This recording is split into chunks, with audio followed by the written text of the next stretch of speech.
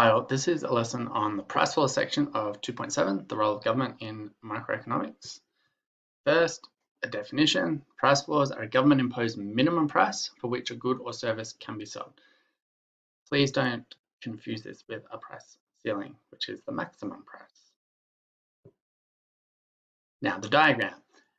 You do already know about price ceilings, so therefore I think you should be able to draw a price floor. So I want you to draw the price floor and also show the effects on quantity supplied, quantity demanded. Okay, just pause now and do that. Excellent. We should have drawn something like this.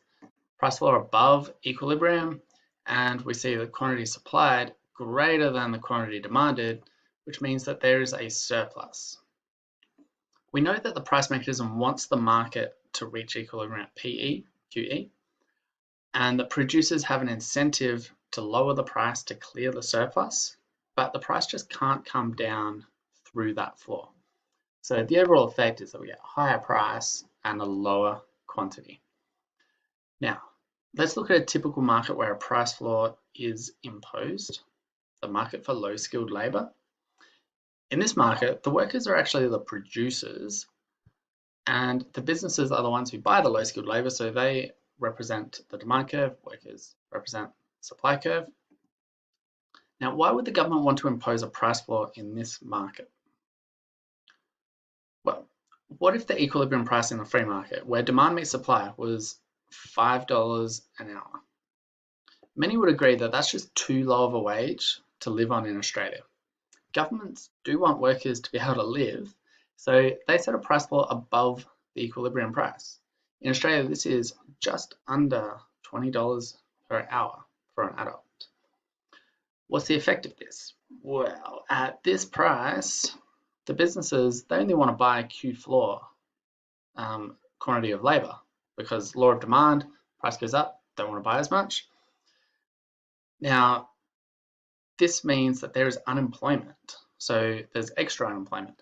So there's all these people that would have been employed at the free market price who are now no longer employed at the floor price. Now, businesses, they're the consumer, and this is their consumer surplus in the free market. And here, when there's a price floor, okay, yeah, good, it's up in this portion. So it's much smaller because they have to pay the high price. So the difference between what they're willing and able to spend and what they have to spend is a lot smaller. They have to pay the higher wages. That means higher costs for businesses. Now, producer surplus. We know about this a bit already, so I want you to pause now and I want you to put it in the producer surplus for the free market and also see if you can put in the producer surplus for the market with this price floor intervention in. Okay, so here's the price floor on the free market. I think that should have been pretty straightforward for everybody. But over here, it's a little more complicated because I guess it's no longer a triangle.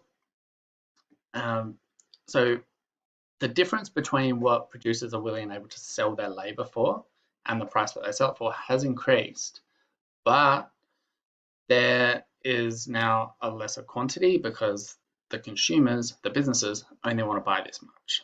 So we get this sort of shape involved. And that also means that there's a welfare loss because look at this extra consumer producer surplus, the social surplus that we had before that we no longer have. So that's been lost from the market here.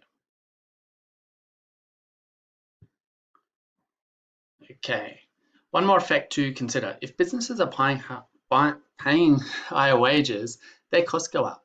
So I want you to pause and draw the market for fast food with a new minimum wage implemented.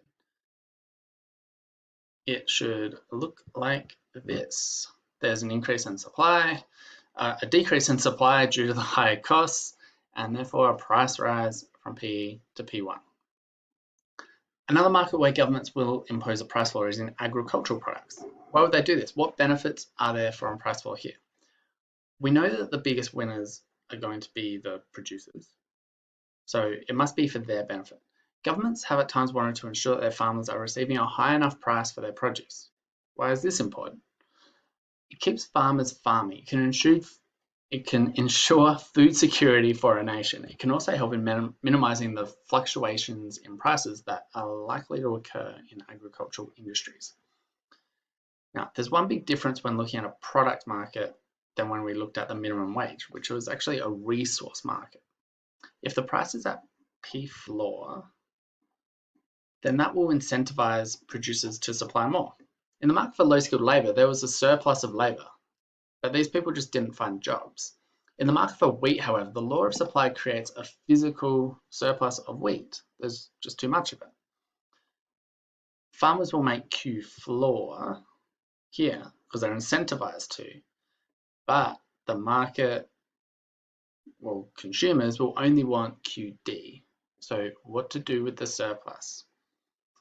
Often, governments will buy the surplus. They're the ones who've imposed this price floor. They've got to sort of solve it, the problems that come with it somehow. They will buy that entire surplus, this area here. You can see this is a huge cost to the government and therefore society because there's opportunity costs. What else could the government have bought with all this money? Once the government have bought the surplus, then what?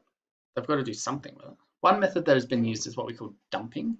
We'll learn about this later in the course, but it's selling it overseas at a low price to try to recoup some of the costs that they've incurred in buying this surplus. That seems like a good idea until you think about how other countries will react. What's going to happen to their wheat industries when they're flooded with cheap imported wheat? Dumping is essentially seen as a bit of a dick move, and trading partners will retaliate against it. This could be done by raising tariffs, the taxes on their imports, and the country dumping will have higher taxes put on their products, and that will render some of their industries uncompetitive internationally. Another form of dumping is to give it as aid to developing countries. This sounds good. Starving people, free wheat, they're going to get fed. But it's actually not quite that simple, unfortunately. Giving aid like this has the effect of killing the local agricultural industry as they just can't compete with free. This makes them dependent on the aid, and this doesn't really present itself as a solution to poverty. Another thing that governments can do is to store the wheat. Maybe they can use it in the future. This, of course, is extremely expensive, and it's also going to be unsustainable if there are constant surpluses year after year. The final option is they could simply destroy it. Either way, it can be seen that there's a substantial opportunity cost for governments when they set a price floor. They must carefully consider whether the costs to do this outweigh the benefits. Okay, there it is. Make sure you know and understand this content before class. Thank you.